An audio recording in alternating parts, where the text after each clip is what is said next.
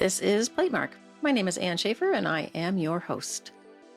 I am interviewing the most amazing people who occupy various roles in the print ecosystem, and today's guest is amazing. I'm not kidding when I use the term amazing. She's amazing. Her name is Susan Tallman.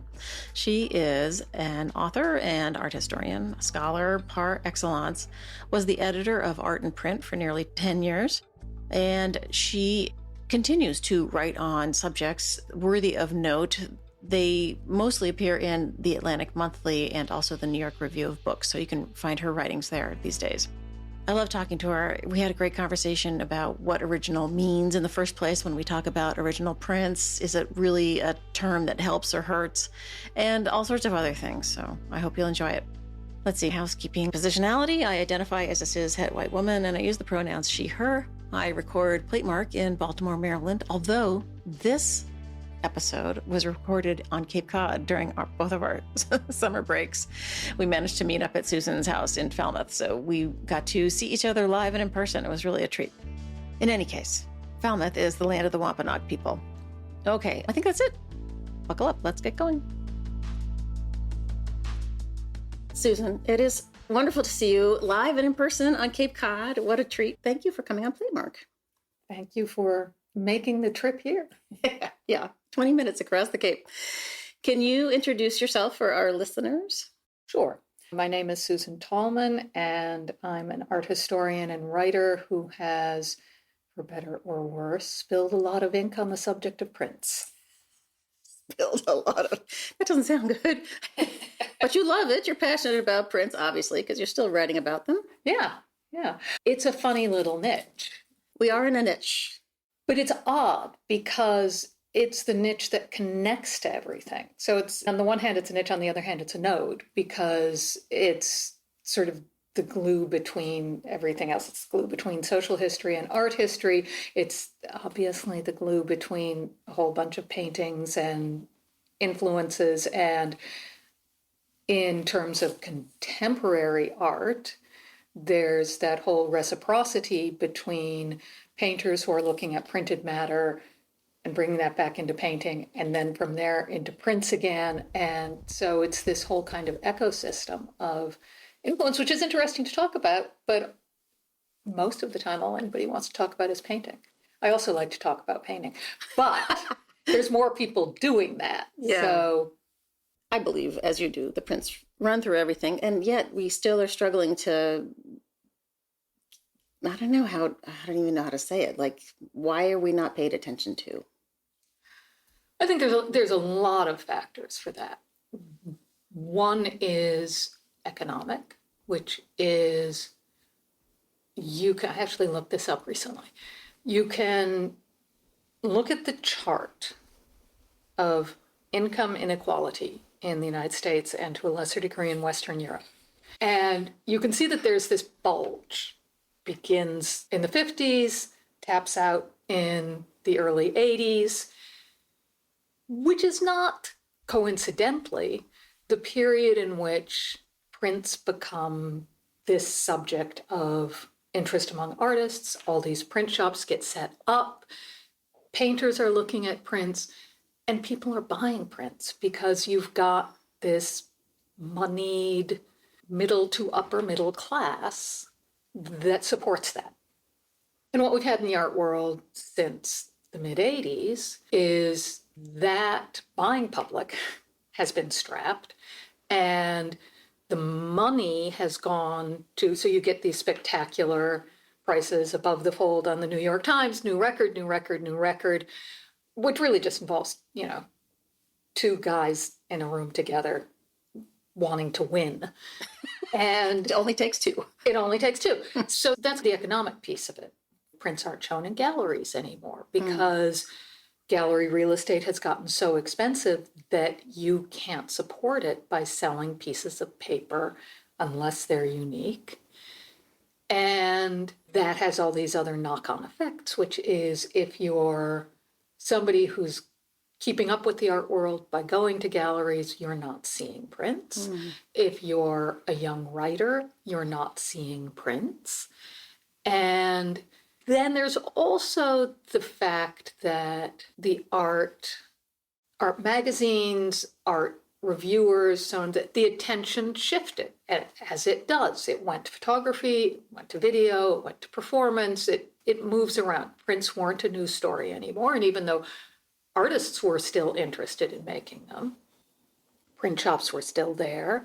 They're churning out objectively pretty amazing work. It was very, very hard to get a magazine to be willing to run a story about prints because they felt like an also ran. It was what important artists did in addition to the other work that you could talk about. And sometimes it does get shown. You know, Kentridge shows prints integrated with his other work all the time. Julie Moretu shows prints integrated with her other work all the time. But nobody talks about them as prints, which is also fine because that's what we want. That's what we want. So that's the final leg of this, which is, I don't know, I suppose a parallel would be the National Museum of Women in the Arts, right? Which is, okay, there was no representation. So now you've got a museum, but the museum is kind of a ghetto. And like, how do you answer those two things? And I think a lot of museums have gotten better at integrating prints into their main collections, but then they've also closed down a lot of their print departments per se, which might be fine other than there's a lot of prints. So if you don't have a dedicated curator who knows the 10,000 prints as opposed to the 800 paintings, they're never going to get shown because nobody knows they're there. And it is a specialized knowledge base that one has to have in order to manage a collection of that size. And it's interesting, in an earlier episode, I was speaking with Hope Saska, who's at the University of Colorado in Boulder. And I was talking about how great it is that we have a shared vocabulary, even shared images. You can have one, I can have one.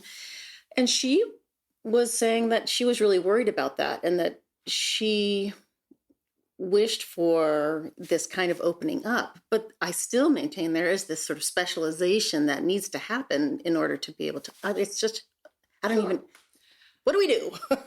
Well, I think I was at this conference in London, Print Quarterly got a grant from the Getty to do this project with works on paper curators from a bunch of different countries and a bunch of different specialties from 15th century to the present. And so this conversation was taking place, which is how do we show print so that people are interested and it's not just sleepy time, black and white. That's the other part of the problem, which is print people tend to like things that are small and black and white.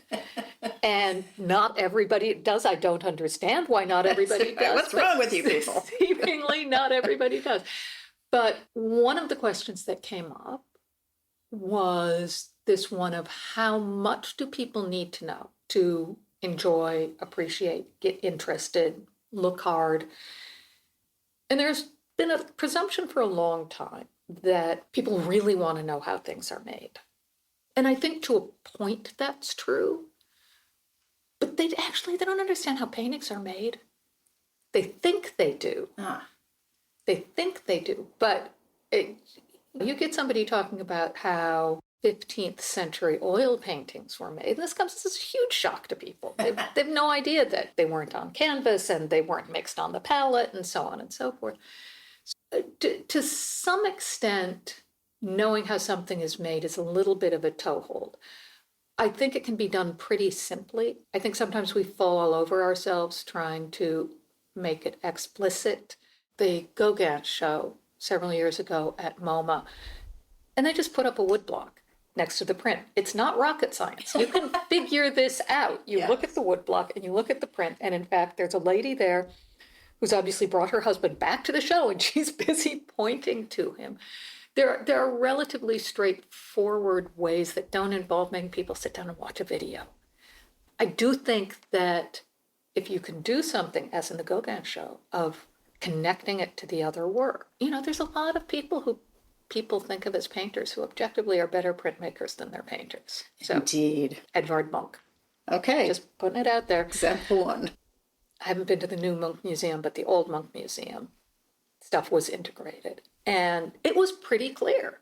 The prints were better, more interesting, more riveting to the eye, more unexpected.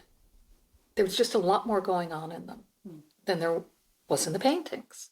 And you watch people going through the show, and they spent more time in front of the prints than they did in front of the paintings. But if you build it as an all monk show or an all print show, you're going to lose a certain percentage of the audience who say, I don't know about prints. Yeah. Right. When it's just art, they worry about it a lot less. Yeah. Oh, yeah. Labels. Funny. That said, of course, you're always going to have people like us who want to geek out on how was that aqua tint done or something. But you can't presume that this is going to be of broad interest to everybody. That is true.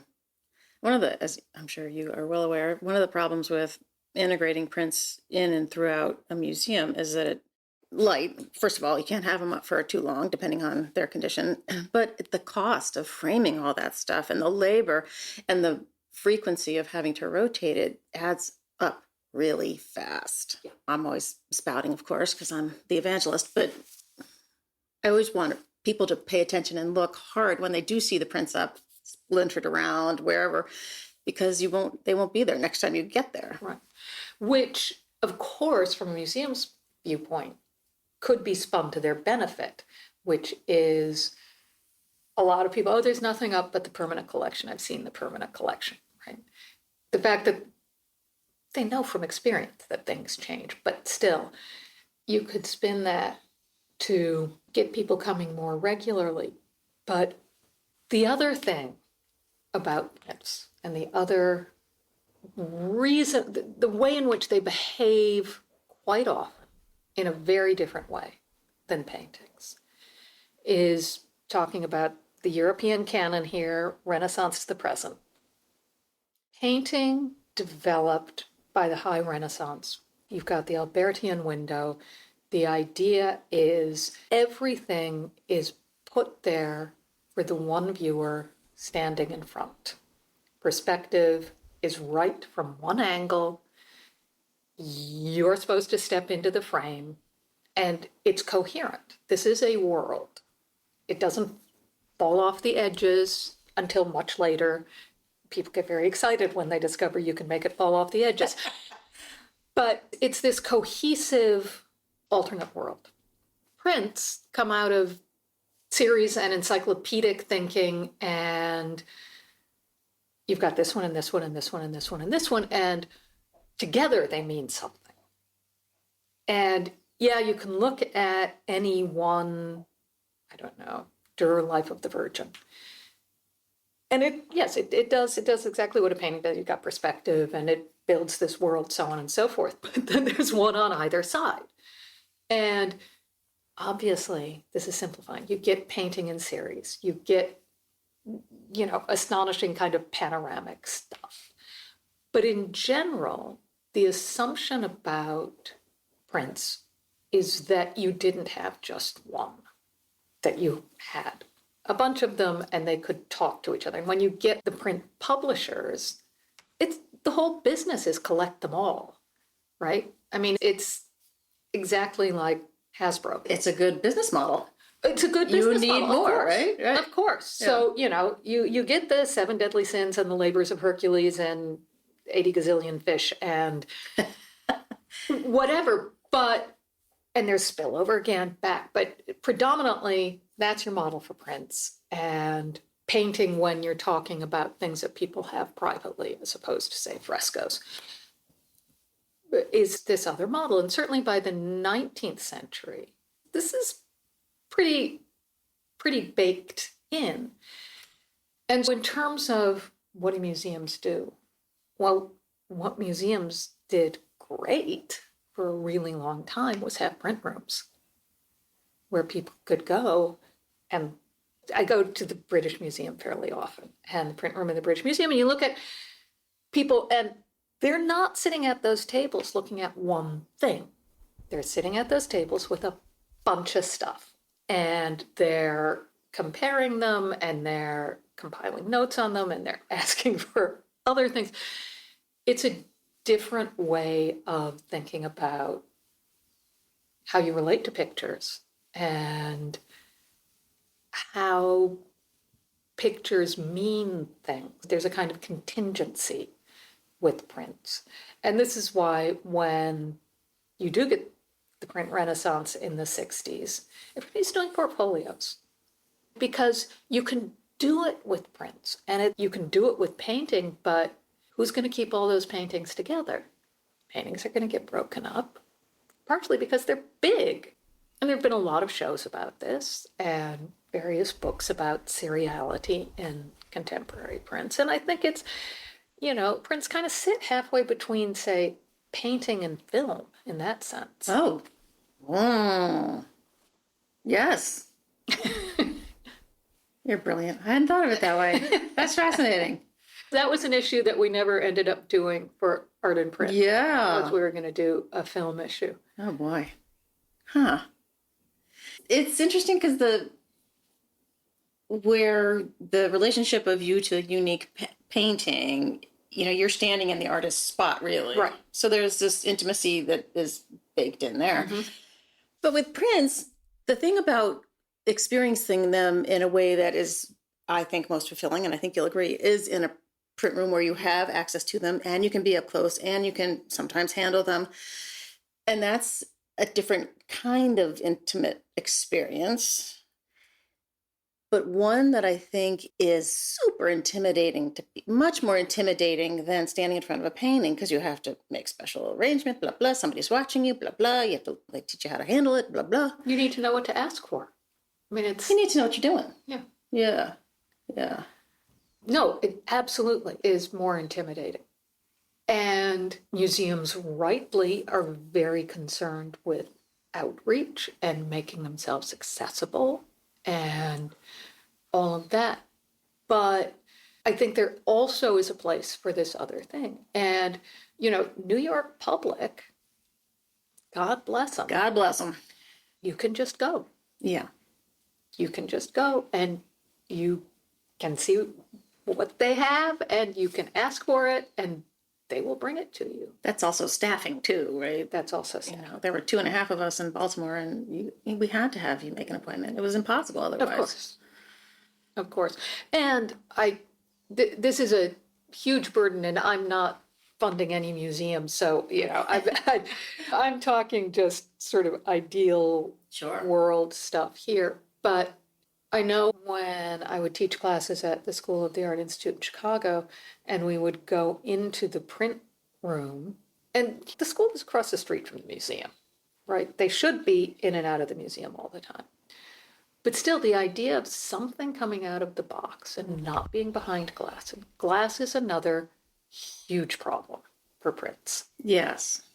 Which is, the painting is just there. Sometimes it's behind glass, but usually it's just there. And the print, objectively, you lose all this information. But the other thing is, we spend all our days looking at flat, glossy to semi-matte surfaces. I think the last thing people want when they go to a museum is to have that same surface. And you look at the direction video art has gone, it's all projection now. Part of it is because that way they can make it really, really, really, really big. Yeah. Regardless of whether it needs it. But that's a whole other episode. Yeah, but I think Bill Goldston at ULA said to me 15 years ago, maybe, just that glass is like the huge problem. If you didn't have glass, that if you could protect the paper in any other way, such that people had direct access to it, the experience is really, really different. Yeah. So the museum glass basically is too much alike to your phone and to your computer screen, and well, it depends. I mean, It's stupidly expensive, but which means a lot of times it's not museum glass, right? Sure. A lot of times you can really see the glass. Museum glass, you see people trying to figure it out, which is interesting. You know, Yes. they're bobbing their heads this Yeah. way and that, in part because that idea that if it weren't there, that would be so exciting. Like otherwise, why do you care if it's there or not? Right. If it's not really visible, because you want to know. Yeah. I'm not going to touch it, but could I? Tempting. Or it's just that, as you say, that intimacy of it just being there. Right.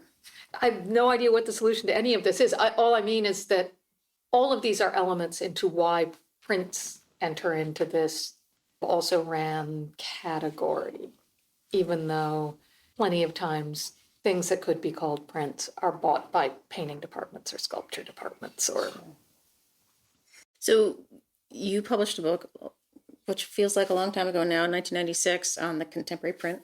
And in your very sage introduction, you start talking about this problem of the term original. Oh, yeah. Back in the 60s, when the Print Council of America was started by Lessing, Rosenwald, and others, they wrote a thing that basically tried to establish prints as on par with, I guess, the rest of the art world, I suppose, is how you could best put it. And they landed on the term original print, right? Mm-hmm. And you made a really great point about how that was a mistake. In the long run, yes. I don't know. Obviously, it was done for the best of reasons. Of course. And I bought it for a long time till I read your book. Well, yeah. So my point was that it puts the print in a position of always being second best, because there's always greater distance from the artist's hand to the final object than there is with a drawing or a painting. The sidestep around this was almost immediately you get, after they publish that, you get conceptual art that says, actually, that's not where the originality sits. The originality can sit in all these other places. But it's a term that's still used all the time because we don't have any other shorthand for what is the difference between an artist does a watercolor, scans it, does inkjet up from the scan and puts it up on Etsy in a limited edition, and an artist sits down with an etching needle and an etching plate and does everything, including the printing by hand and everything in between. Mm-hmm. Because there is no clean line anywhere in there. From our point of view in the print world, the inkjet repro of the watercolor is not particularly interesting unless there's something going on in there about a critique of the process or the fact that the inks have been tweaked to do this odd thing. There's no clean line.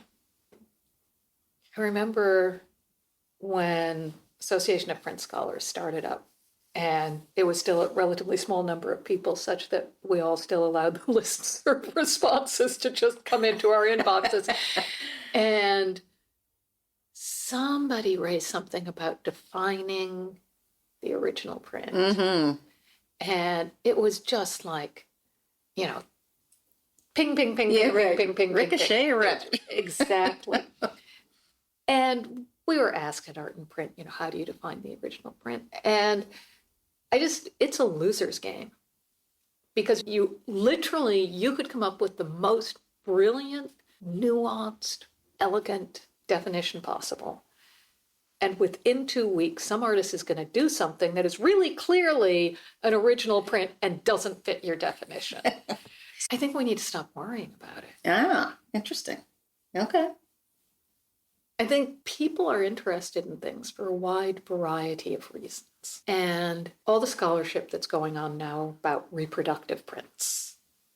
My basic feeling is some reproductive prints are really interesting and some aren't. Some original prints are really interesting and some aren't.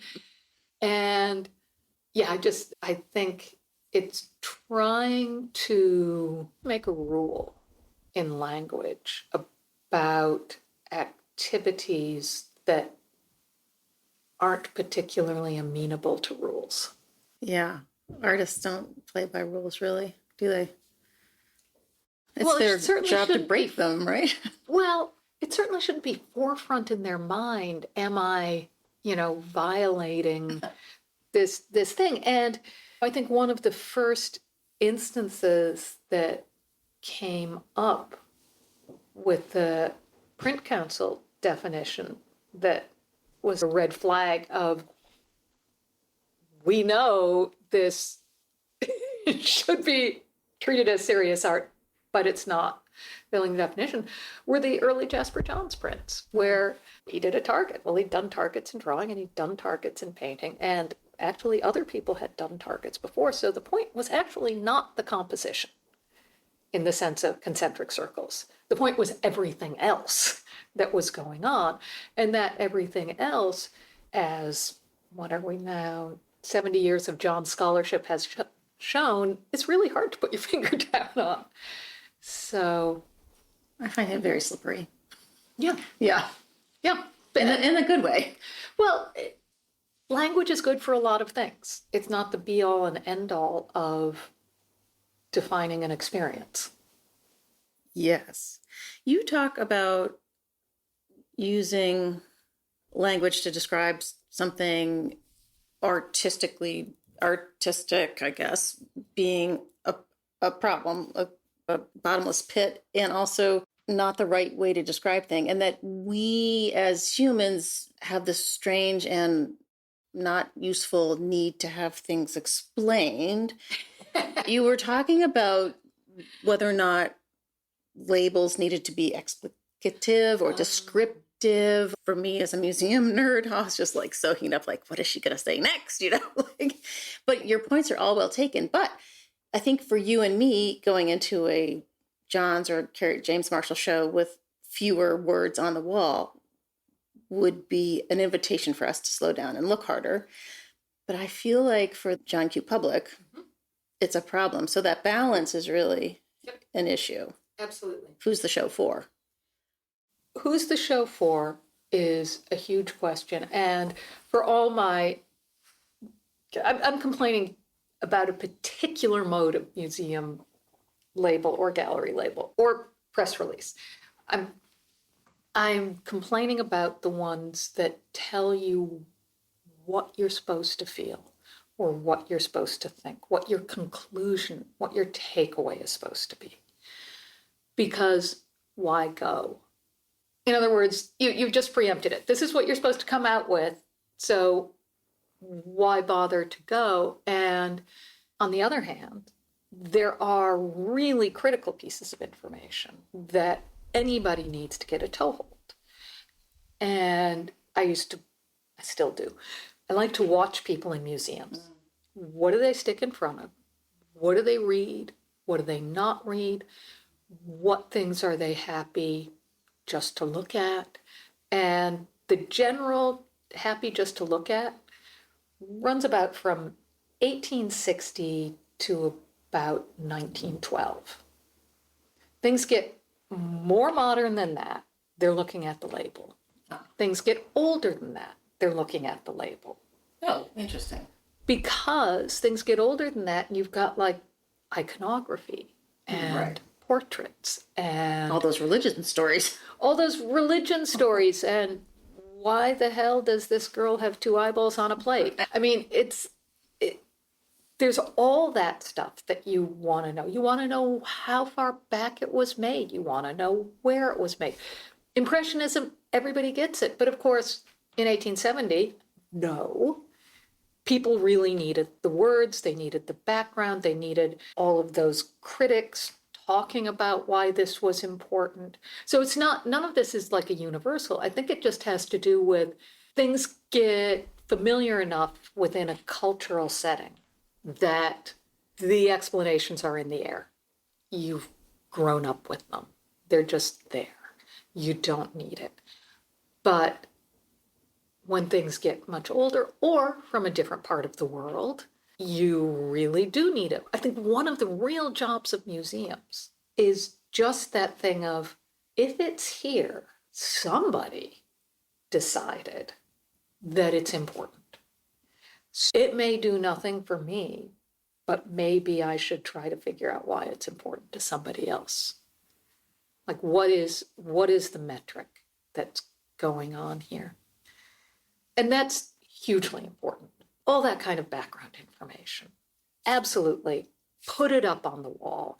Put it up in big panels, little panels. I don't care. Make it available. What I object to is when we allow what is essentially subjective interpretation to be presented as a known fact. So if we're looking back historically, let's take the Vermeer show. Ah, you went, I assume. Yeah. Lucky you. For the most part, they did a great job. It was a beautiful show. It was beautifully laid out. Everything had space. Designing for a crowd. Designing for a crowd. And, you know, I was there for the press preview and the opening day, so I didn't experience the full onslaught of crowds. But it was really, really well laid out, well designed. The wall labels by the pictures were just the basic facts. And then they had small ancillary information, but pretty minimal on adjacent walls, so that they did not get in your way as you were looking at the pictures.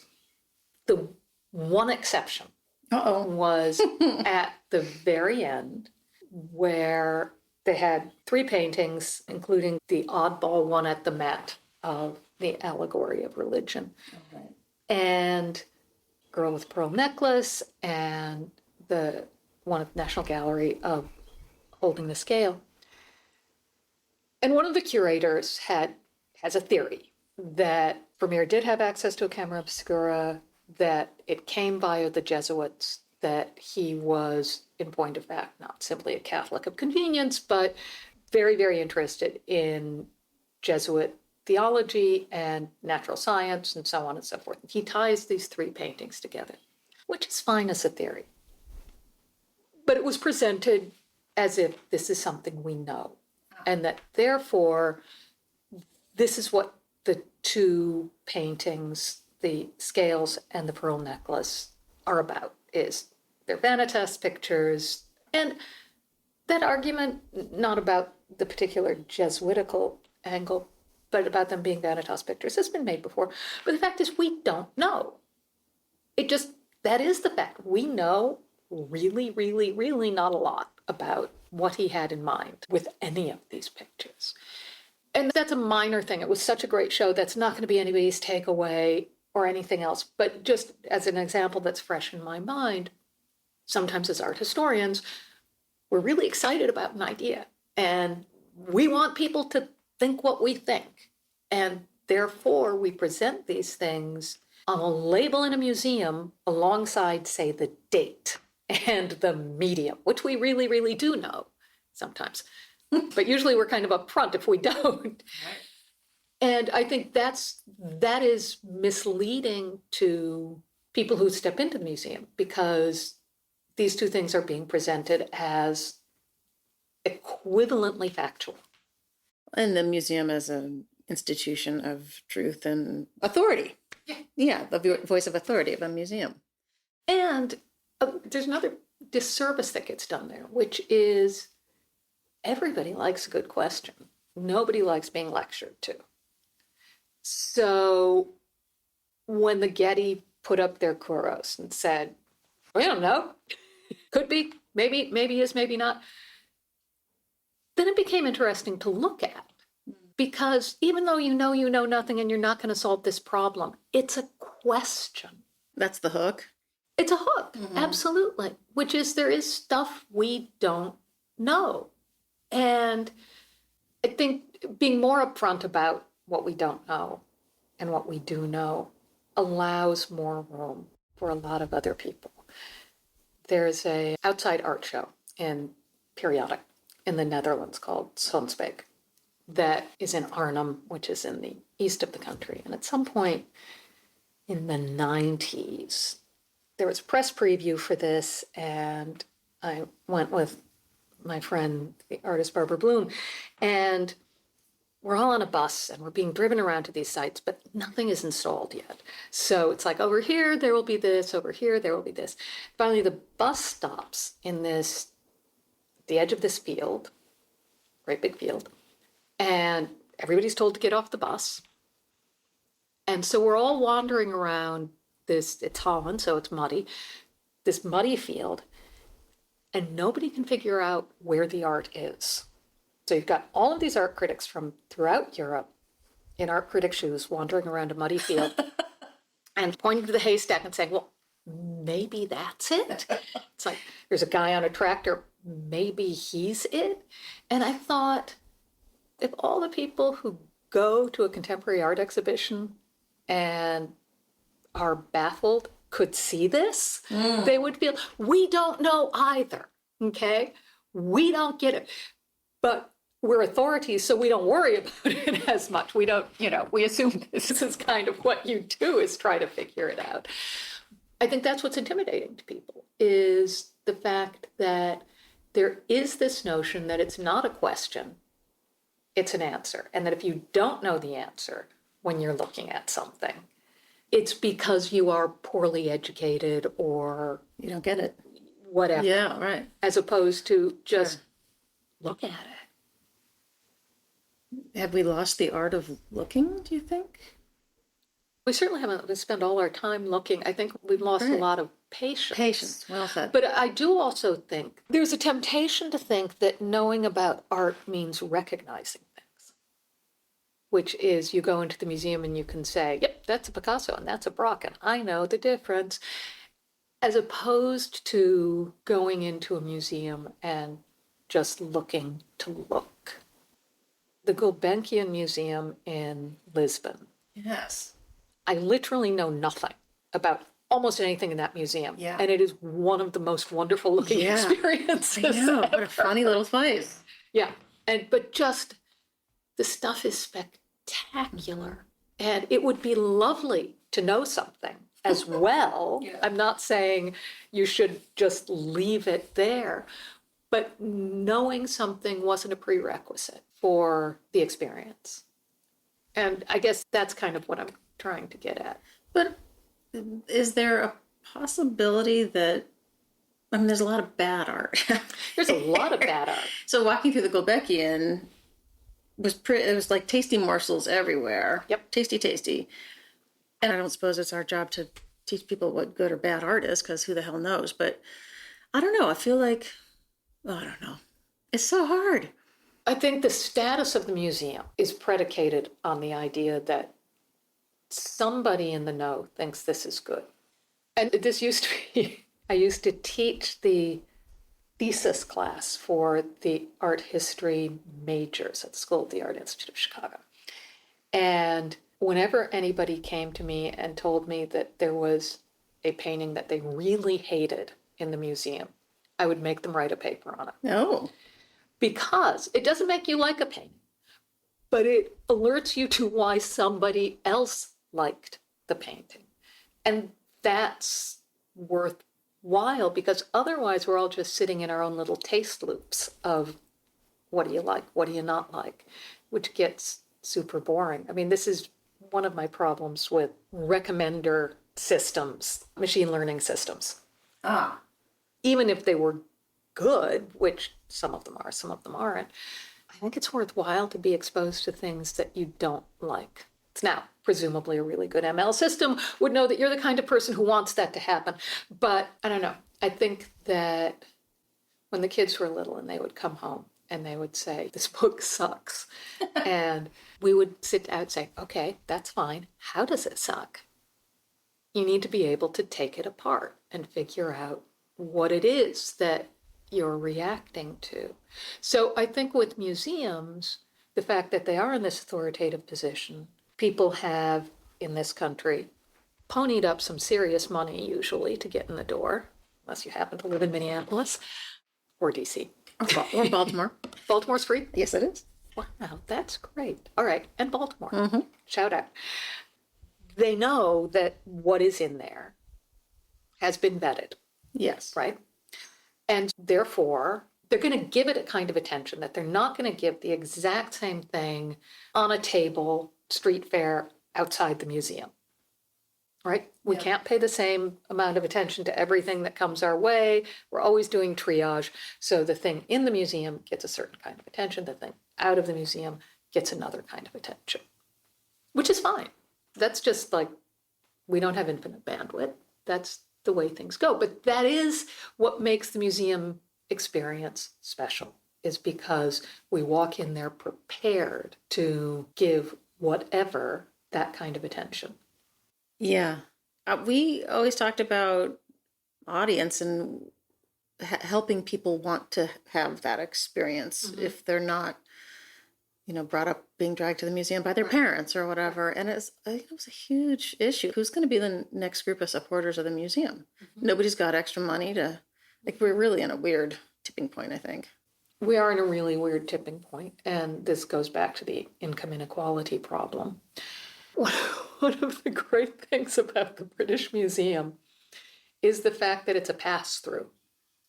Right. It occupies this huge thing, and there's a door at the front, there's a door at the back, and depending on how long the lines are to go through the purse check, people can use it to go in and out because it's free, and so on and so forth. So, Town Square. yeah, Yeah. that it just becomes this sort of part of the urban fabric, right?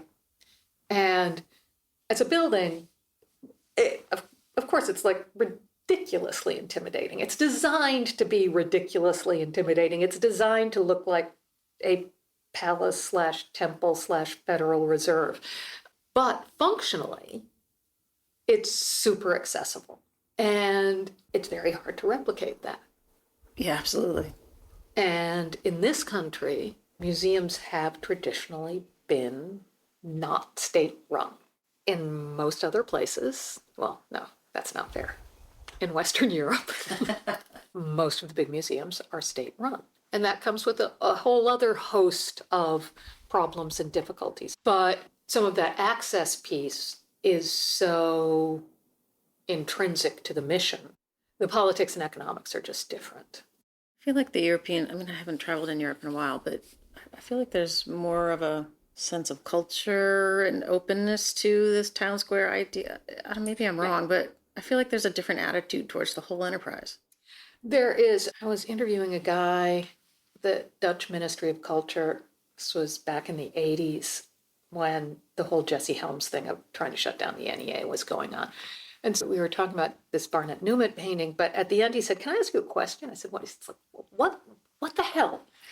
Like, what is the deal with the American Congress and the National Endowment for the Arts? So I tried to put it in context and explain it. And he said, so odd, because in the Netherlands, we just think of culture as part of the infrastructure, like roads and sewage and that kind of thing, which is completely different worldview. Yeah. Do you think it has to do with Americans' love of the rugged individual? Somehow there's this weird I versus we thing that Maybe. I think it also comes out of European museums come out of royal collections. Yeah. And at a certain point, the royalty, either bloodily or bloodlessly, lost their rights to these collections. And that fell to the state. In the States, there's nothing for a long period of time. And then you have these groups of wealthy do-gooders and artists forming these associations to try to build something from scratch. But it wasn't something that the government entered into. And the other thing was, for a very long time in this country, and still I think, the excuse for it was education. Right. Right? Yes. That museums, art, etc., was acceptable because it was a form of education, which really didn't enter into it so much in the European. I mean, it was education for artists, yes, the idea that you got into the Louvre to go sketch, even when the king was alive or whatever. But that idea that this was somehow good for the punters. I think that's a very 19th century idea where you get, great exhibition and all of that kind of stuff, which is this education to industry link. I don't know. But also predicated on collecting other, right, in its colonial imperialist way, which I just don't know how to fix the museum situation. Like the whole thing needs to be tossed up, and who's going to leave their job in order to do that? There's no good way to do this. You mean in terms of what we're holding now and restitution? Yes. And just that the entire collections are based on, I traveled in Egypt and let me bring back for you the, things I picked up off whatever. Right. Like it's just, I don't know, makes me sick. I'm kind of glad I'm out of it, frankly.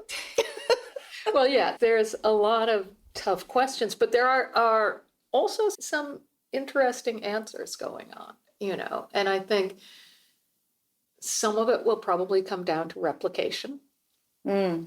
Which is, as of the turn of the 20th century, the Metropolitan Museum in New York was mainly plaster casts. Yeah. Nobody had problems with it. Right. The point was you wanted to know what the Apollo Belvedere looked like, not whether you could actually touch the marble that was dug up in 1502. People were fine with it. And then again, back to the originality question, we got fixated on this originality thing. For most intents and purposes, it doesn't matter. It really doesn't matter to the people who are visiting the museum. I mean, it matters psychologically that they want to think because we've trained them to think that the original thing is important in a way that the replica is not. But if there are very important reasons why you should return the original thing, and you can have something that is visually identical to talk about form and iconography and history and context and damage and everything else. The only thing you don't have is the right molecules.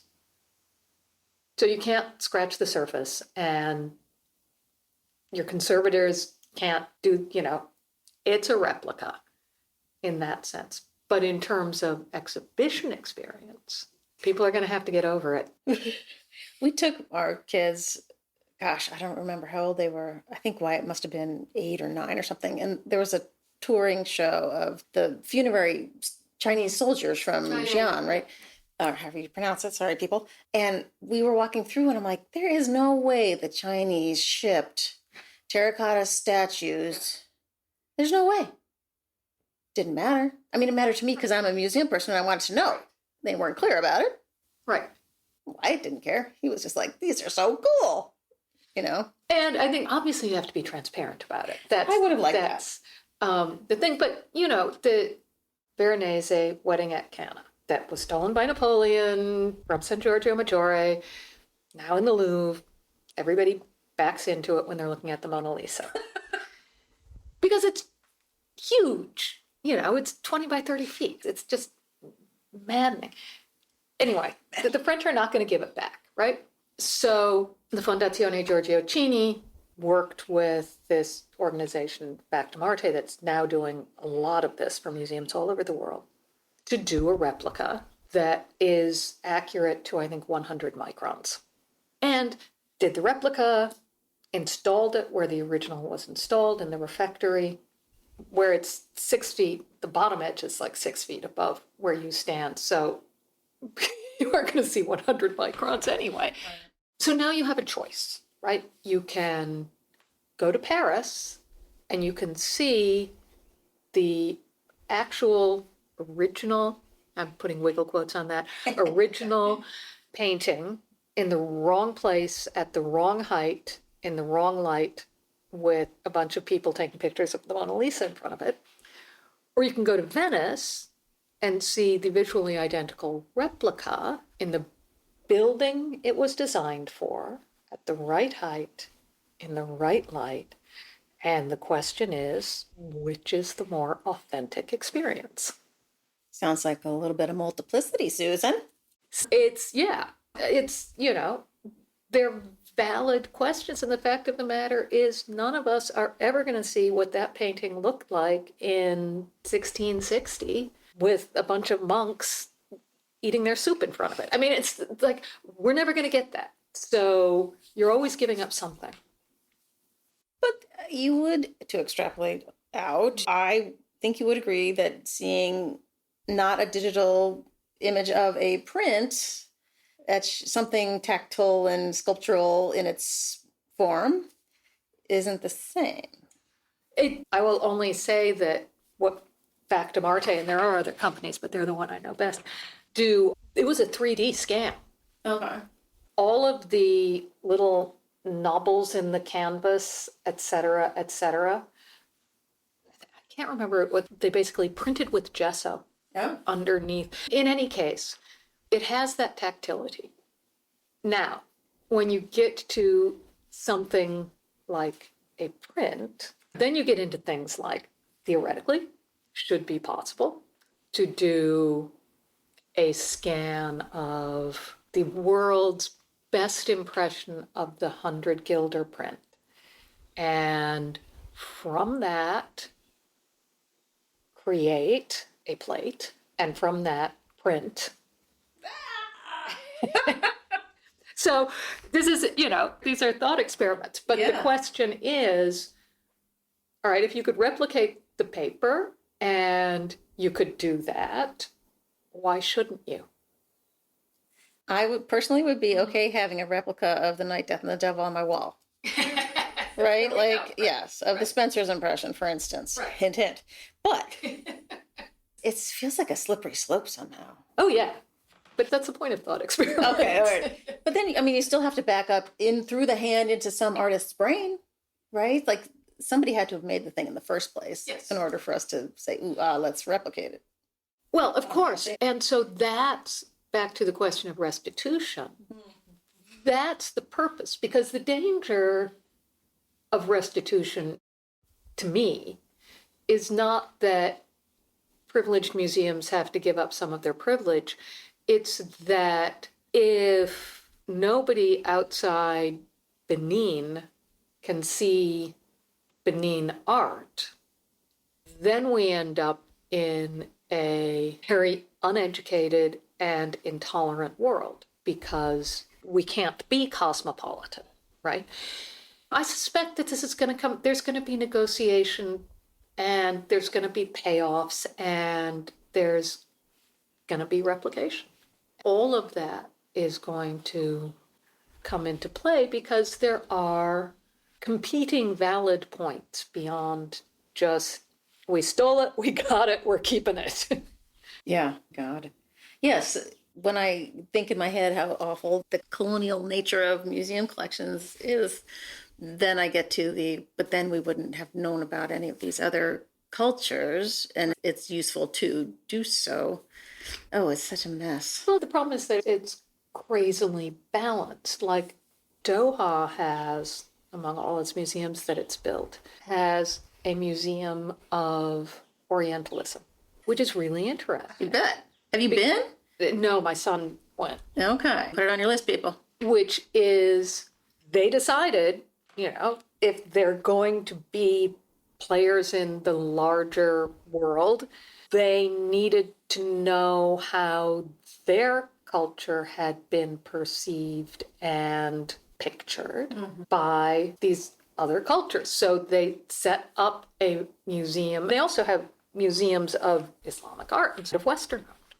But of this merger, which strikes me as, yeah, of course, that's what you would want to know.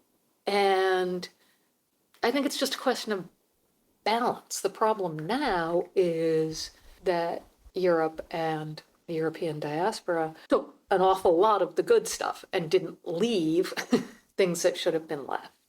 Balance has to be restored. And maybe part of that becomes things like agreeing to have replicas, but also offering to send not just the stuff we don't want, but maybe some Western things we do want to other parts of the world. You're going to say, no, no, no, we really, really want to keep this one really great statue. Maybe you have to pony up and give something really great in response. I don't know. Does that flow all the way to like the Prado? Do they need to give all of the great Netherlandish spoils? That's a good question. I don't know that the Netherlands has asked. I know, but I mean, then you silo all of these nationalities, right? Well, it's weird. It's so weird. It's all silly because back to Prince. Back to Prince. Okay, people. Art and print, we used to use this quote, something Leo Steinberg said in the New York Times, which was, without Prince, you don't understand the culture of the world. And what he was talking about was the fact that, okay, so this, I'm pointing to a painting over the fireplace, belonged to my mother-in-law. It's an Andean late 18th, early 19th century painting of an Annunciation. And I'm sitting on the sofa and looking through something or other, and I come across a Hieronymus Vierix print that it's actually a combination of two. The angel and Mary come from one print, and God and the dove come from another print. Both Vierix. Yeah. Oh my God. National borders are... Well, it's an intellectual conceit, right? Yeah, and they come relatively late in the human game, and they're pretty fungible. And obviously, you can't send everything back to exactly where it came from because you'd have to be able to identify exactly where it came from. And that's difficult. But you can do better than we've done. And I think that's the issue at the moment, is obviously you can do better than the current situation. Right. Okay, we've talked super theoretical about the state of, about museums, really. But I did want to ask you what your thoughts are on the state of the print world at the moment, re-sequestering it into its own niche. In terms of what's being produced now, in terms of we talked about how when Reaganomics hit, that was sort of the collapse of the print market. And I feel like we have been mustering along since then, but I feel like we're at this tipping point as people are retiring and shops, the big shops may be altering how they do their work. And yeah, I think one byproduct of the shift in the main art world is that if you go to print fair in New York, almost everything is huge, or rather, there's a lot of huge. There's a lot of very big. Yes. The big thing, obviously, started in the 60s and carried on. And it's a problem for collectors because nobody has the walls. It's a problem for museums because they're really hard to store. But it's a necessity for publishers because that's what brings in the money. And I know for some publishers, doing a really large-scale project with a big-name artist can carry the shop for 2 years, allowing them to do little black and white etchings that I like to buy and that artists like to do. But it's problematic because it's very easy to saturate that market of great big things. You know, that's just an economics thing. The thing about shops, it's true, people are getting old and the main shops still have either their first or second generation leaders intact. And what happens after that? There are other shops coming up, but there will definitely be a change in how things are done. What hasn't changed is the interest in artists. Artists still want to make prints. And they really like working with certain printers, and they like the print shop vibe. I mean, there are artists who still like to mail it in, but I don't mean that in a sarky way. I mean, literally you mail it in and then the proofs go back and forth and back and forth and back and forth for 5 years until it's right. But that has not changed. And I can only think that being the case, and it's Werner setting up a prints and editions operation, still around, and great stuff is still being produced. I think Werner and Hauser and Wirth entering into the publishing bits is a sign that we're going to survive. Yeah. I mean, until they did, And when they did, I was kind of like, what are they doing in here? But then it's like, well, you know what?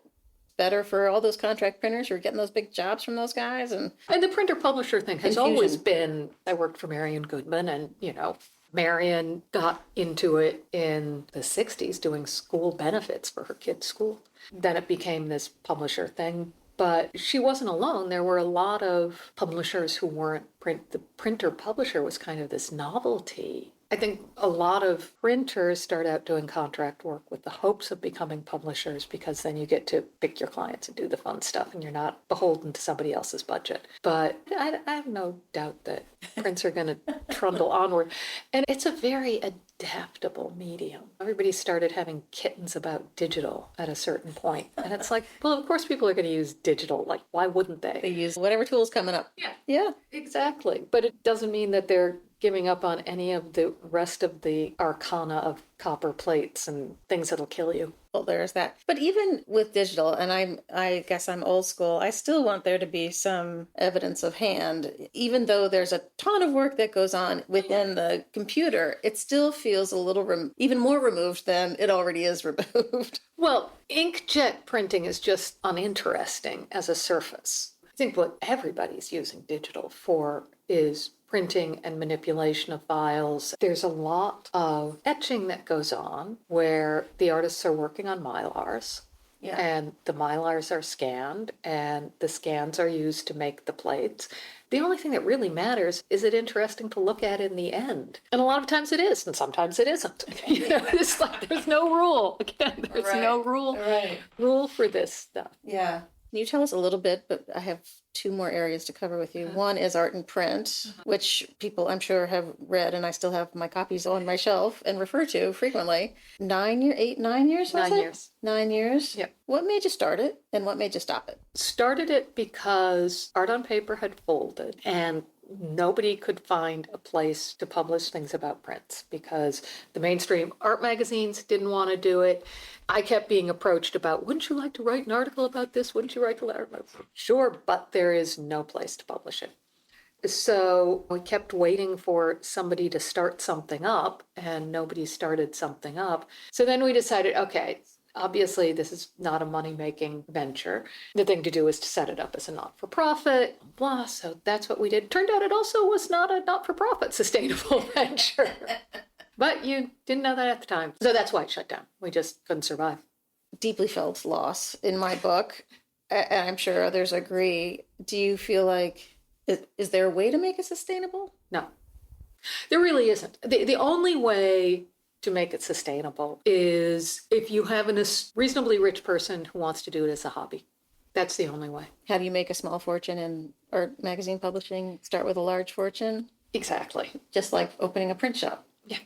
Yeah. Exactly. Right. The best way to add $30,000 to the price of your house is to put in a $60,000 kitchen. But now, do you feel like there are alternative places to publish that are filling the gaps that are left by art and print? I don't think so. I don't either. But it is what it is. I think it's a relatively small, reasonably passionate piece of the art world. But to have a journal costs money, and it wasn't there. It's also that as a not-for-profit, and this was something we didn't realize, periodicals fall outside basically everybody's funding guidelines. There are grants for books. There are grants for conferences. There are grants for a lot of regional things. So if you are making art or exhibiting art with a physical footprint, you can get a grant. But if you're publishing something that gets mailed everywhere, you can't. Weird. Yep. Must be a fix for that. My God, that seems crazy. Also, to be honest, a lot of grantors have switched their priorities from things like the fine arts to, say, trying to save the planet. And it's kind of hard to begrudge that. Yeah.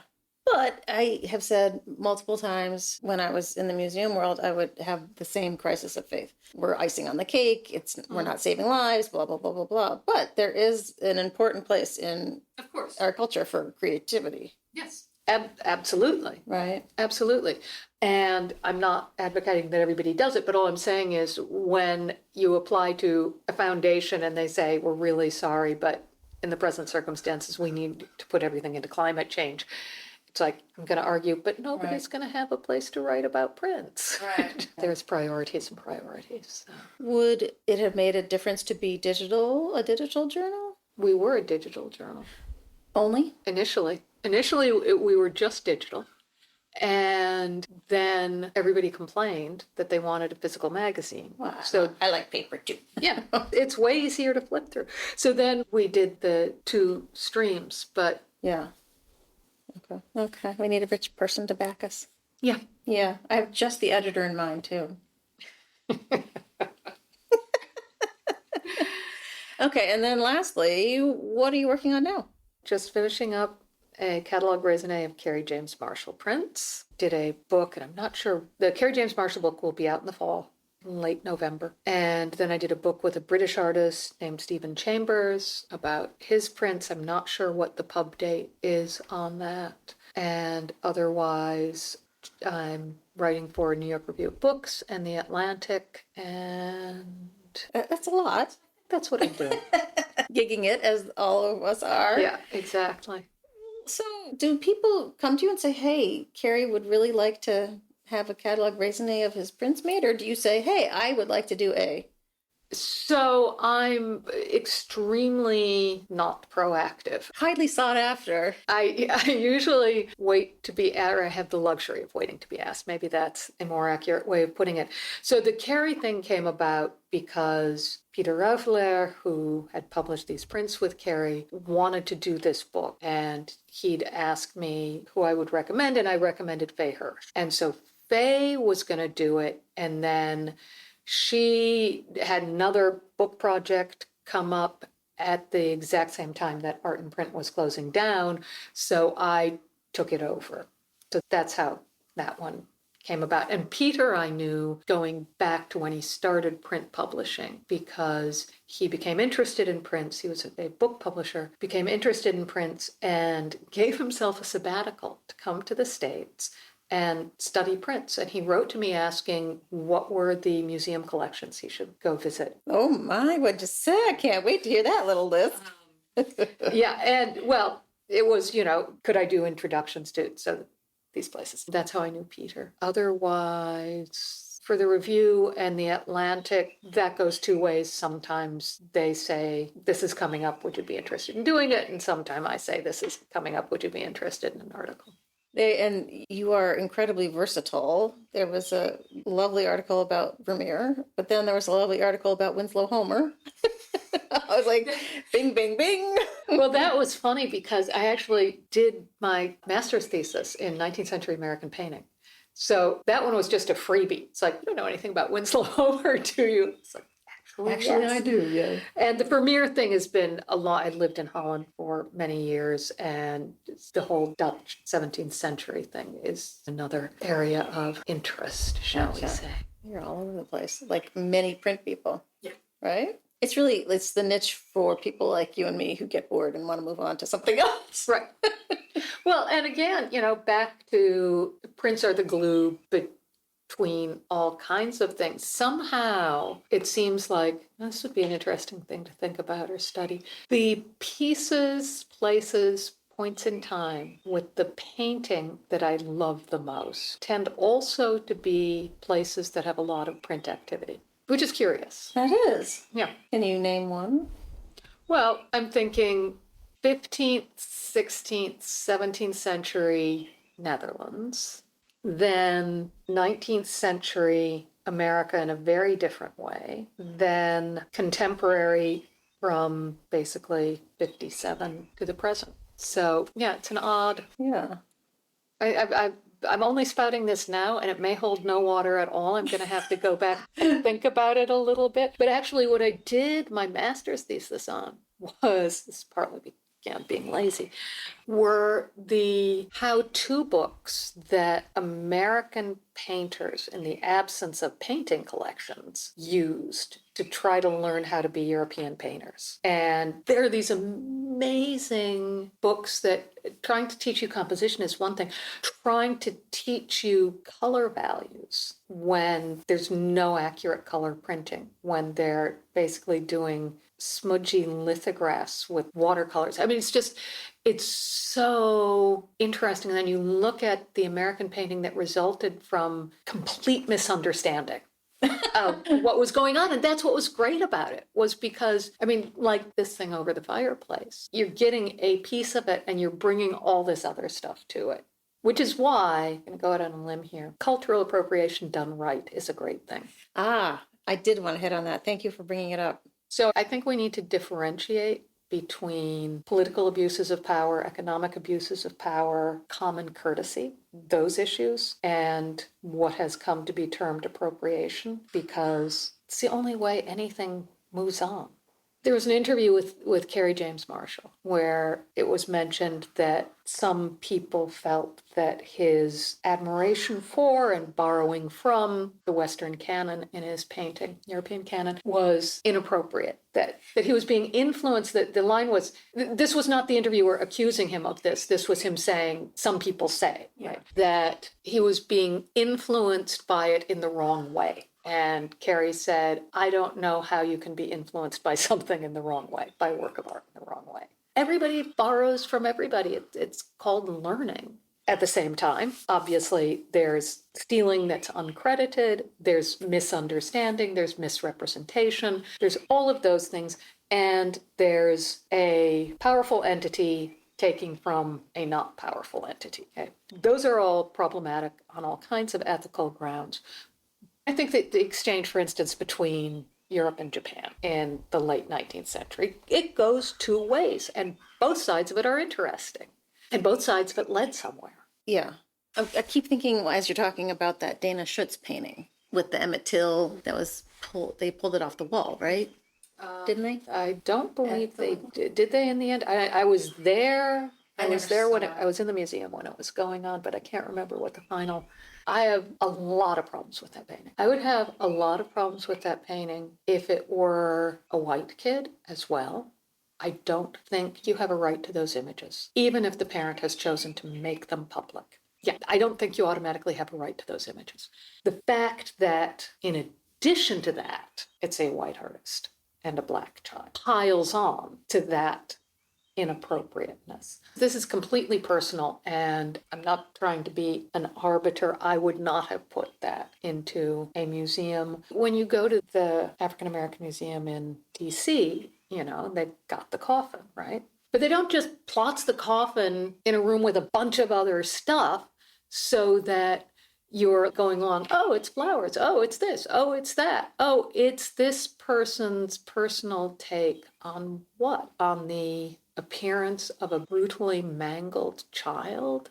I can see why somebody would want to paint it, maybe because you're working something through, even if what you're working through is just visual or whatever. But I mean, these are really hard questions. And I reviewed the Gerhard Richter show at the Met, which was an odd thing to do because I was in the air from London to New York to review it on the 13th of March, 2020, when everything shut down. Oh. So I never saw the show. Oh, God. So I had seen almost everything in the show, and the Met was great and gave me all the installation shots and the map through. And in the review, I don't pretend that I saw the show. But one of the things in the show are these paintings that he did somewhat recently, based on the only photographs taken at Auschwitz by prisoners. 2 of them taken from a doorway within a gas chamber. Yeah. And so these are famous photographs. They were smuggled out. This was close to the end of the war. And they survived. And they're, hip shots, so everything's kind of off angle. And you can see a group of naked women running through between guards, and you can see what looks like a bonfire, and then you realize it's bodies. These are pictures that Richter had tried to make paintings from and tried to make paintings from and tried to make paintings from. And he's a smart enough man to know that they really weren't working. And there's the much bigger question of can you, should you? Well, and what are you trying to say, and can you say it in a different way? And for a German artist, to what degree is this a question of working through something for yourself that doesn't do anything for the rest of the world? To what extent is, and this is obviously a question that Germany has wrestled with enormously, which is how do you keep this present without it becoming performative self-flagellation, becoming a, okay, we've done that, now we can move on. Like, what are the parameters there? And in the end, what Richter did is he tried doing photo paintings from these photographs, like his early photo paintings, and they weren't working. Then he started overworking the photo paintings with squeegee color. There are this group of very, very large paintings that are the result of this, and they're amazing paintings. He is a great painter. They're shown with the original photographs, but the original photographs are not big. They're, small size. They're on an adjacent wall. So there's no hiding the source, nor is there turning it into entertainment in any way. Can you make out the original image under the squeegee? No. Okay. In some ways, because conceptually that actually works better. That you can't. Yeah. Yeah. And the bind is that they're really beautiful paintings. So these are in the Reichstag, and at the Met, he then did a very Richter thing, which is he had these back to replicas, these very high-res, two-scale replicas made up of these paintings, but the replicas are in quadrants. So they're slightly different, and he had them paired so that they're facing off along this wall. So you've got photographs here, you've got these big paintings here, you've got these replicas of the big paintings opposite them, and then at the back, one of his mirror pieces. Oh. It's like history is bouncing in every possible direction, and everything implicates everything else. It's this kind of astonishing refusal to say this can be pulled together in any way, that it's not like there is a resolution. You like ambiguity. Yeah, that's true. That's true. Yeah. I think that's the thing that, there's a lot I admire about you and your work, but one of the things that I admire about you and your work is your ability to accept ambiguity, but also make it make sense conceptually. Because if I had gone into that show, I'd have been like, I'm not sure this makes sense. Not going the next step to say that making sense is the point. Yes, exactly. Yeah. Exactly. Or that the effort is important, but you're never going to get fully there. I think. Guess I still have this. I kind of want to get there. I don't know. Because listeners probably don't know that Susan edited the manuscript for a Hayter project that I was working on when I left the museum, and it never got published. And I insisted that we hire Susan because I admire your writing so heavily and much. And I swear I've never sounded smarter. And sometimes when I look back on it now, I'm like, oh, that's Susan right there. Tying it all up for me in a bow, because I could never go beyond. There was this one set of prints, the Paysage Urbain, where he was using dry point and engraving to describe two different realities. Surreal. Right. Those early ones. Yeah, the early ones, 1930. And I just thought it was a really thoughtful way of him to try and make it clear, but not make it clear what he was doing. But you took it that step further, and I was like, I never would have thought of that.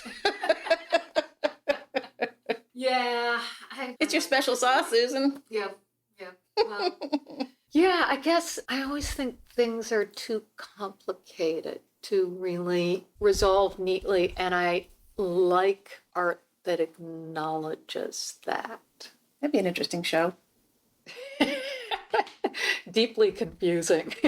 Yeah, but I think it would, one of my not problems with it, but concerns is that would be really tough for a general audience that doesn't have the background that we have. So I did a show at Print Center back when it was IPCNY, things that were hard to see. Oh, Literally hard to see, not figuratively hard to see. Things that were, black on black or super tiny or whatever. And turned out it was a great hook.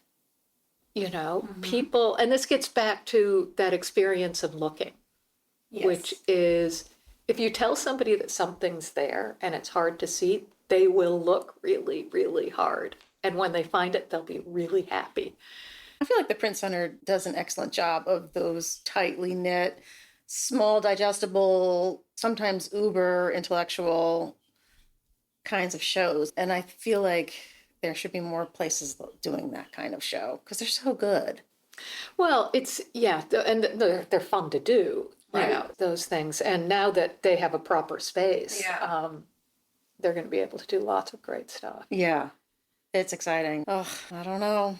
Well, I think we should wrap it up. Okay. You think? I think it's time. Oh, gosh, yeah, it's time. What time is it? It's noon. Crikey.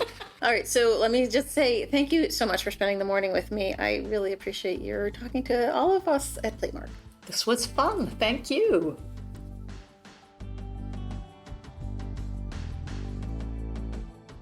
Hey, everybody. Thanks for listening to this episode of Platemark with Susan Tallman. She's a delight. I love talking to her. And it was even better, I think, because we got to do it face-to-face. It was wonderful. Thank you to her for being such a wonderful guest. And as usual, a thank you to Michael Diamond for the use of his original music. And also a thank you to Dan Fury of Extension Audio for dealing with my various sound issues and doing a first pass at editing. I really appreciate it. Go over to the website, platemarkpodcast.com, and hit the support and donate button and help me keep the lights on here. It's a one-woman show, and I could use the support. All right. We will see you next time.